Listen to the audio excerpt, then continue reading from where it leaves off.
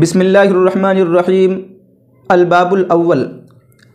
باب الدعوت الی اللہ تعالی و الی رسولہ صلی اللہ علیہ وسلم۔ کیف کانت الدعوت الی اللہ تعالی و الی رسولہ صلی اللہ علیہ وسلم احب الی النبی صلی اللہ علیہ وسلم و الی الصحابۃ من کل شیء وکیف کانوا حریصین علی ان یہتدی الناس ویدخلون فی دین اللہ وینغمسوا فی رحمت اللہ وکیف کان سعیہم فی ذلک لایصال الخلق الی الحق حب الدعوت والشغف بہا۔ یہ حیات الصحابہ ہے اور حیات الصحابہ کا پہلا باب جو ہے اس باب کو انہوں نے لگایا ہے، اس میں کہتے ہیں باب الدعوت الی اللہ تعالی و الی رسولہ، کہ اللہ تعالیٰ اور اس کے رسول کی طرف دعوت دینا، لوگوں کو اللہ تعالیٰ کی طرف بلانا، اللہ کے رسول کی طرف بلانا، اللہ تعالیٰ کے پیغام اور اللہ تعالیٰ کے احکام کی طرف بلانا اور اس کے دین کی تبلیغ کرنا، اس کو اس باب کے تحت بیان کیا جائے گا۔ اس باب کے تحت جو انہوں نے عنوان لگایا ہے، اس عنوان کے تحت کہتے ہیں کیف کانت الدعوت الی اللہ تعالی و الی رسولہ صلی اللہ علیہ وسلم احب الی النبی صلی اللہ علیہ وسلم و الی الصحابۃ من کل شیء، کہ اللہ کے رسول صلی اللہ علیہ وسلم کے نزدیک اور صحابہ کرام رضوان اللہ تعالی علیہم اجمعین کے نزدیک اللہ تعالیٰ اور اس کے رسول اور اس کے دین کی طرف دعوت دینا، لوگوں کو بلانا، اس کے دین کی تبلیغ کرنا کتنا محبوب تھا، ہر چیز سے کتنا زیادہ وہ اس دعوت کو محبوب رکھتے تھے اور کتنی اس سے محبت کیا کرتے تھے، اس کو اس باب کے تحت بیان کیا جائے گا۔ اسی طریقے سے وَكَيْفَ كَانُوا حَرِيصِينَ عَلَىٰ أَن يَهْتَدِيَ النَّاسُ، کہ وہ اس بات کے کتنے حریص اور کتنے شوقین رہا کرتے تھے کہ لوگ ہدایت پر آ جائیں، لوگ جو ہے صراط مستقیم پر آ جائیں، لوگ جو ہے ایمان قبول کر لیں، اللہ تعالیٰ کے احکام پر عمل کرنے لگیں، وَيَدْخُلُونَ فِي دِينِ اللَّهِ، اور اللہ تعالیٰ کے دین میں داخل ہو جائیں، وَيَنْغَمِسُوا فِي رَحْمَةِ اللَّهِ، اور اللہ تعالیٰ کے دین میں داخل ہو کر کے اللہ تعالیٰ کی رحمت میں غوطہ لگانے لگیں۔ وَكَيْفَ كَانَ سَعْيُهُمْ فِي ذَلِكَ لِإِيصَالِ الْخَلْقِ إِلَى الْحَقِّ، اور ان کی کتنی کوشش رہا کرتی تھی اس سلسلے میں مخلوق کو حق سے جوڑنے کے لیے، یعنی صحابہ کرام دعوت اور تبلیغ کے سلسلے میں یہ محنت کیا کرتے تھے کہ اللہ تعالیٰ کی مخلوق اللہ تعالیٰ سے جڑ جائے، اللہ تعالیٰ کے بندے اللہ تعالیٰ سے جڑ کر کے اللہ تعالیٰ کی مان کر کے اور اللہ تعالیٰ کی اور اس کے رسول کی اطاعت کر کے زندگی گزارنے والے بن جائیں۔ تو یہ انہوں نے عنوان لگایا ہے۔ اب اس کے تحت فرماتے ہیں حب الدعوت والشغف بہا، دعوت اور تبلیغ سے محبت کرنا اور اس کے ساتھ شغف اور اس کے ساتھ مشغولیت کس طریقے کی تھی ان لوگوں کی، صحابہ کرام کی اور اللہ کے رسول صلی اللہ علیہ وسلم کی، اس کو بیان فرماتے ہیں۔ پہلے میں اللہ کے نبی کی حرص اور اللہ تعالیٰ کی محبت اور اللہ کے رسول کی محبت دعوت و تبلیغ سے کتنی تھی اس کو بیان کرتے ہیں۔ فرماتے ہیں حرص النبی صلی اللہ علیہ وسلم علی ایمان جمیع الناس، اللہ کے نبی صلی اللہ علیہ وسلم کا حرص کرنا، طمع کرنا، کوشش کرنا اس بات کی کہ تمام کے تمام لوگ ایمان لے کر کے آ جائیں۔ اللہ کے رسول صلی اللہ علیہ وسلم کی کوشش یہ رہا کرتی تھی کہ سب کے سب لوگ جتنے انسان دنیا کے اندر ہیں یہ اللہ تعالیٰ کے دین میں داخل ہو جائیں، ایمان لے کر کے آ جائیں، ہدایت پر آ جائیں، صراط مستقیم پر آ جائیں اور اللہ تعالیٰ کی رحمت میں غوطہ لگانے لگیں۔ اس کے تحت انہوں نے حدیث ذکر کی، یہ فرماتے ہیں اخرج الطبرانی عن ابن عباس رضی اللہ عنہما فی قوله تعالی فمنہم شقی وسعید ونحو هذا من القرآن قال ان رسول اللہ صلی اللہ علیہ وسلم كان يحرص على ان يؤمن جميع الناس ويبايعونه على الهدى فأخبره الله عز وجل أنه لا يؤمن إلا من سبق له من الله السعادة في الذكر الأول ولا يزل إلا من سبق له من الله الشقاء في الذكر الأول ثم قال الله عز وجل لنبيه صلى الله عليه وسلم لعلك باخع نفسك ألا يكونوا مؤمنين إن نشأ ننزل عليهم من السماء آية فظلت أعناقهم لها خاضعين۔ اس باب کے تحت انہوں نے ایک حدیث ذکر کی ہے کہ اللہ کے رسول کو کتنی اس بات کی طمع تھی، کتنی اس بات کے حرص کیا کرتے تھے کہ لوگ سب کے سب ایمان میں داخل ہو جائیں، اللہ تعالیٰ کی اوپر ایمان لے آئیں۔ فرماتے ہیں جب اللہ تعالیٰ کا قول جو قرآن کریم میں نازل ہوا ہے فمنہم شقی وسعید، کہ لوگوں میں بعض شقی ہیں، بعض بدبخت ہیں، وسعید بعض نیک بخت ہیں، بعض جو ہیں اچھے ہیں اور بعض برے لوگ ہیں۔ جب یہ آیت نازل ہوئی تو اس میں یہ بتایا گیا کہ دنیا کے اندر جو لوگ ہیں بعض تو اچھے ہیں اور بعض برے ہیں۔ اور اسی طریقے سے اور بھی فرماتے ہیں وَنَحْوِ هَذَا مِنَ الْقُرْآنِ، قرآن کریم کی اس قسم کی اور بہت سی آیتیں جن میں یہ کہا گیا ہے کہ لوگ کچھ جہنمی ہوں گے، کچھ جنتی ہوں گے، کچھ کامیاب ہیں، کچھ ناکام ہیں، کچھ گمراہ ہیں، کچھ ہدایت یافتہ ہیں۔ تو اس طریقے کی جو آیتیں ہیں جب قرآن کریم میں نازل ہونے لگی تو اللہ کے رسول صلی اللہ علیہ وسلم کو بے چینی ہوئی، اللہ کے رسول صلی اللہ علیہ وسلم پریشان ہوئے کہ کس طریقے سے لوگ ایمان لے کر کے آ جائیں۔ جو اللہ تعالیٰ نے کہا ہے کہ بعض لوگ بدبخت ہوں گے یا بعض لوگ جہنمی ہوں گے، وہ لوگ بھی اچھے بن جائیں، وہ لوگ بھی جنت میں داخل ہونے والے بن جائیں۔ یحرسوا ان یؤمن جمیع الناس، کہ تمام کے تمام لوگ ایمان لے کر کے آ جائیں۔ وَيُبَايِعُونَهُ عَلَى الْهُدَى، اور اللہ کے رسول سے بیعت کر لیں ہدایت پر کہ ہم بھی ہدایت پر ہیں اور ایمان لے کر کے آ گئے ہیں۔ چنانچہ جب اللہ کے رسول صلی اللہ علیہ وسلم کی یہ طلب دیکھی اور اللہ کے رسول کی اتنی فکر اور اتنا جو ہے ٹینشن میں رہنا اللہ تعالیٰ نے دیکھا، تو اللہ تعالیٰ نے قرآن کریم میں اللہ تعالیٰ نے آپ علیہ السلام کو فرشتے کے ذریعے سے خبر دلوائی، فرمایا أَنَّهُ لَا يُؤْمِنُ إِلَّا مَنْ سَبَقَ لَهُ مِنَ اللَّهِ السَّعَادَةُ فِي الذِّكْرِ الْأَوَّلِ، کہ ایمان وہی شخص لے کر کے آئے گا جس کے لیے اللہ تعالیٰ نے ایمان، جس کی قسمت میں اللہ تعالیٰ نے ذکر اول میں، یعنی اللہ تعالیٰ نے جس کی قسمت میں یا لوح محفوظ میں جس کے لیے اللہ تعالیٰ نے ایمان لانا لکھ دیا ہے، وہی ایمان لے کر کے آئے گا۔ اسی طریقے سے گمراہ بھی وہی شخص ہوگا جس کے لیے اللہ تعالیٰ نے ذکر اول میں یا لوح محفوظ میں یا جس کی تقدیر میں اللہ تعالیٰ نے گمراہ ہونا لکھ دیا ہے، وہی انسان گمراہ ہوگا۔ لہذا آپ کا پریشان ہونا آپ کا کام ہے کہ آپ تبلیغ کیجئے لوگوں کو، آپ لوگوں کو سمجھائیے، اللہ تعالیٰ کا پیغام پہنچائیے، ان کے سامنے ذکر و نصیحت کیجئے۔ فذکر فإن الذکریٰ تنفع المؤمنین، اسی طریقے سے لیکن لست علیہم بمسیطر، آپ جو ہے ان کے اوپر نگراں بنا کر کے نہیں بھیجے گئے ہیں کہ آپ جو ہے اپنے آپ کو گھوٹ دیں، اور اسی طریقے سے آپ ہمیشہ غم میں رہیں کہ کس طریقے سے لوگ ہدایت پر آ جائیں۔ آپ کا کام ہے پیغام پہنچانا، لوگوں کی اصلاح کرنا، لوگ ایمان لے کر آئیں یا نہ آئیں، یہ اس میں آپ کو پریشان ہونے کی ضرورت نہیں ہے۔ چنانچہ پھر اللہ تعالیٰ نے قرآن کریم کی آیت نازل فرمایا لعلک باخع نفسک الا یکونوا مؤمنین، کہ اے نبی آپ اپنے نفس کو، اپنی جان کو، اپنی روح کو اس بات میں گھوٹ دیں گے، اپنے آپ کو مار دیں گے اس سلسلے میں کہ اللہ یکونوا مؤمنین، کہ لوگ ایمان لے کر کے نہیں آ رہے ہیں۔ ان نشاء ننزل علیہم من السماء آیۃ فظلت اعناقهم لها خاضعین، اگر ہم چاہیں تو ہم آسمان سے ایک آیت نازل کر دیں، کوئی عذاب نازل کر دیں، کوئی ایسی ان پر گرفت نازل کر دیں، فظلت اعناقهم لها خاضعین، اور ان کی جو ہے گردنیں جھکی کی جھکی رہ جائیں، وہ لوگ جھکے کے جھکے رہ جائیں۔ چنانچہ اس بات کا خلاصہ یہ ہے کہ اس میں یہ بیان کیا گیا ہے کہ اللہ کے رسول صلی اللہ علیہ وسلم کتنی طمع کیا کرتے تھے اور کتنی کوشش اور کتنی محنت کیا کرتے تھے کہ تمام کے تمام انسان، سب کے سب لوگ ایمان لے کر کے آ جائیں، اور اس کے لیے اپنے آپ کو جو ہے سوچ و فکر میں لگے رہنا اور اس کی تدبیریں کرنا، اس کے لیے مشورے کرنا، محنت کرنا، یہ اور اسی کے لیے گشت کرنا پھرنا، یہ اللہ کے رسول صلی اللہ علیہ وسلم کیا کرتے تھے۔ اللہ تعالیٰ نے آپ کو تسلی دی کہ آپ کا کام یہ محنت برداشت کرنا، اسی طریقے سے ہمیشہ غمگین رہنا یہ نہیں ہے، آپ کا کام ہے ان علیک الا البلاغ، آپ کا کام ہے پہنچا دینا، پیغام پہنچا دینا، لوگ مانیں یا نہ مانیں یہ آپ کے اوپر اس سے کوئی اثر پڑنے والا نہیں ہے۔ اس کے بعد اسی کے تحت انہوں نے عنوان لگایا ہے عرضہ صلی اللہ علیہ وسلم الدعوت علی قومہ عند وفات ابی طالب، کہ آپ صلی اللہ علیہ وسلم کا اپنی قوم کے پر دعوت کو پیش کرنا، ایمان کی دعوت کو پیش کرنا عند وفات ابی طالب، حضرت ابو طالب، خواجہ ابو طالب کی وفات کے وقت۔ یہ جو ابو طالب ہیں یہ اللہ کے رسول صلی اللہ علیہ وسلم کے چچا ہیں، حضرت علی رضی اللہ تعالیٰ عنہ کے والد ہیں۔ تو جب ان کی وفات کا وقت قریب آیا اور یہ بیمار ہوئے تو قوم جو ہے حضرت ابو طالب کے خواجہ ابو طالب کے پاس آئی اور ان کے سامنے بات چیت کی، اس کا تذکرہ انشاءاللہ اس باب میں آئے گا، اس عنوان کے تحت آئے گا۔ تو اس وقت اللہ کے رسول صلی اللہ علیہ وسلم نے جو لوگ سردار موجود تھے، جو قوم کے لوگ موجود تھے، ان کے سامنے جو دعوت پیش کی ہے اس کو اس باب کے تحت بیان کریں گے۔ فرماتے ہیں وأخرج ابن جرير عن ابن عباس رضي الله عنهما أنه قال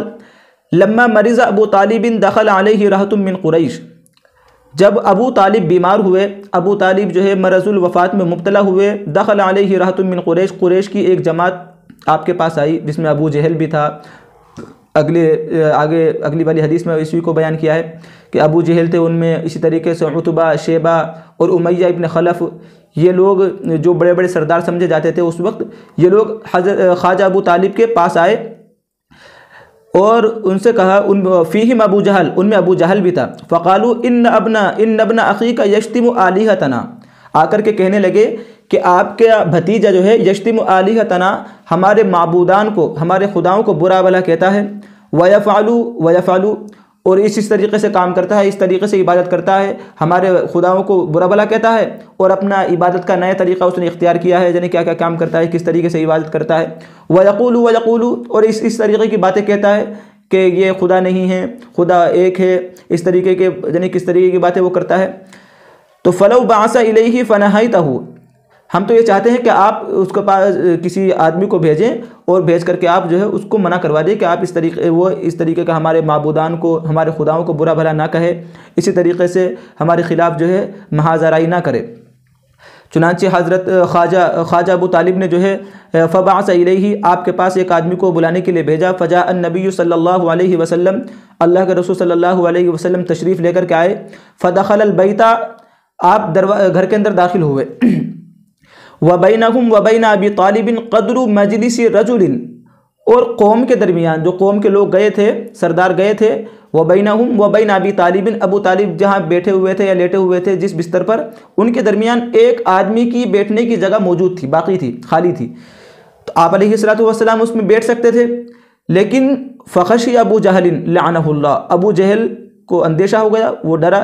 کہ ان جلس الی جنب ابی طالب، اگر اللہ کے نبی ابو طالب کے پاس بیٹھ گئے،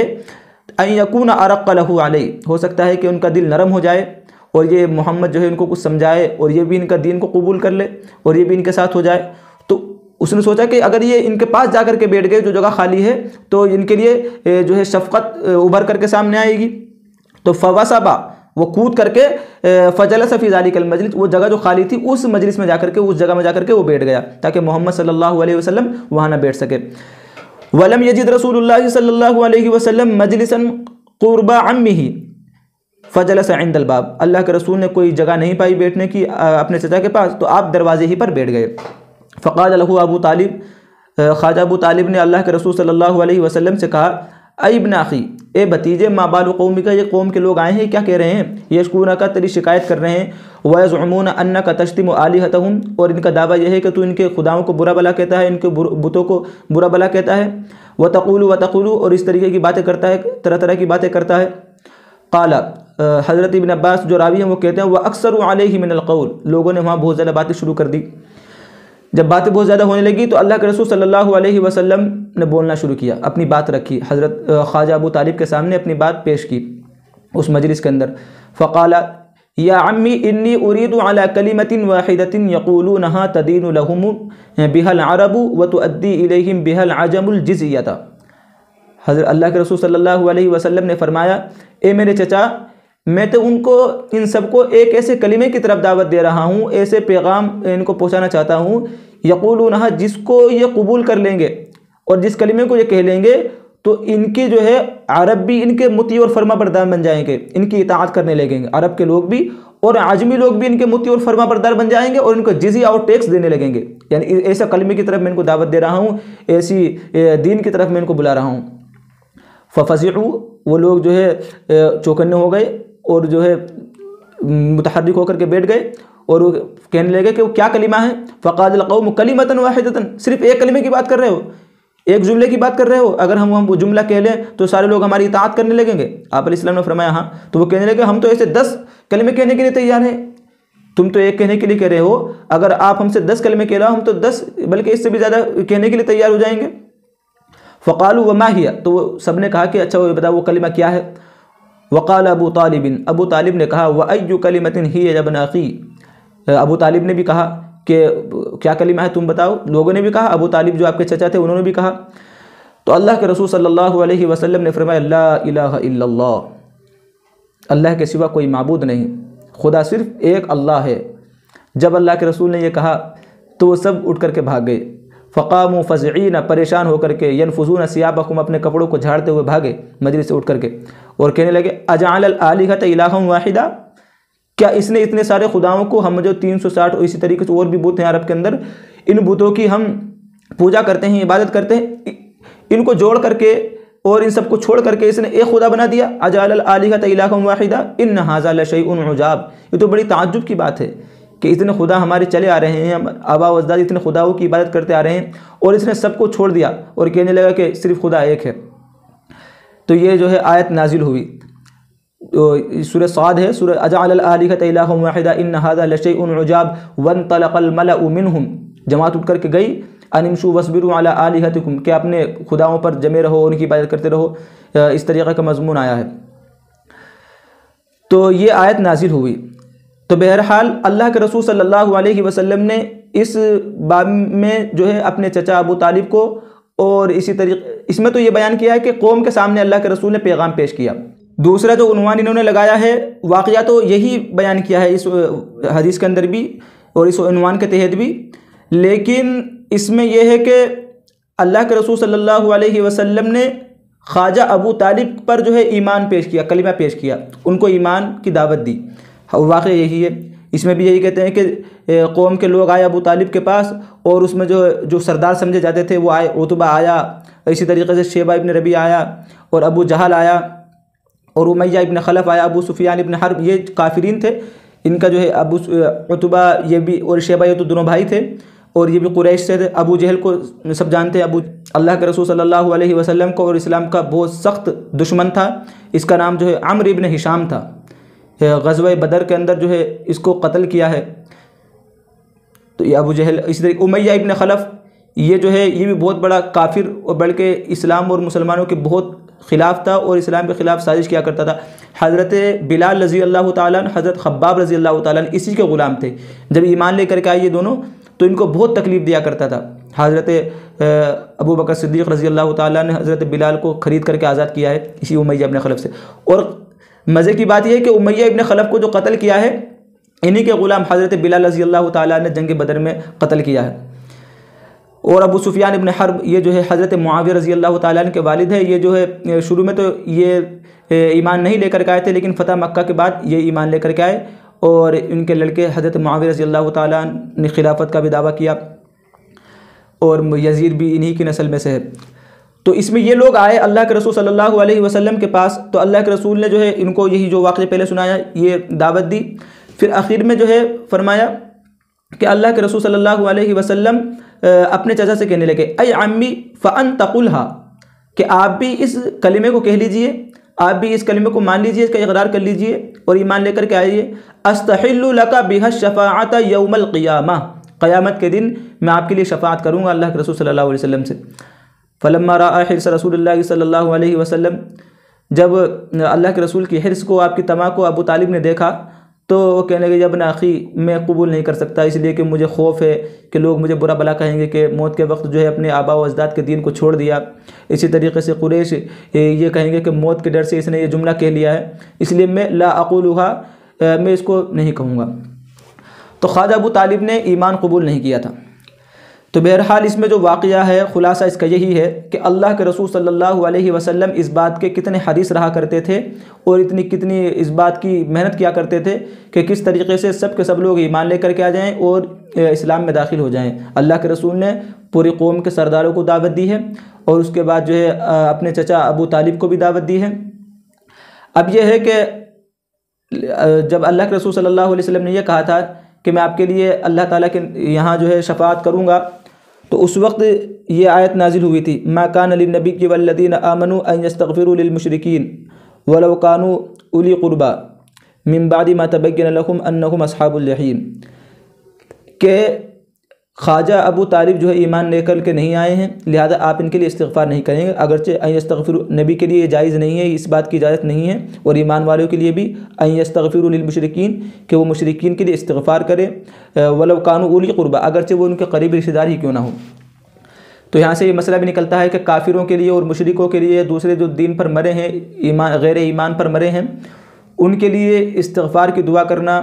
اور ان کے لیے عذاب ہٹنے کی دعا کرنا یہ جائز نہیں ہے. قرآن کریم میں صاف منع کیا گیا ہے کہ ایسے لوگوں کے لیے، مشرکین کے لیے اور غیر ایمان والے کے لیے، آپ غیر مسلموں کے لیے مغفرت کی دعا نہ کیجیے، استغفار ان کے لیے نہ کیجیے. اللہ تبارک و تعالی ہم سب کو سمجھنے کی اور عمل کرنے کی توفیق عطا فرمائے.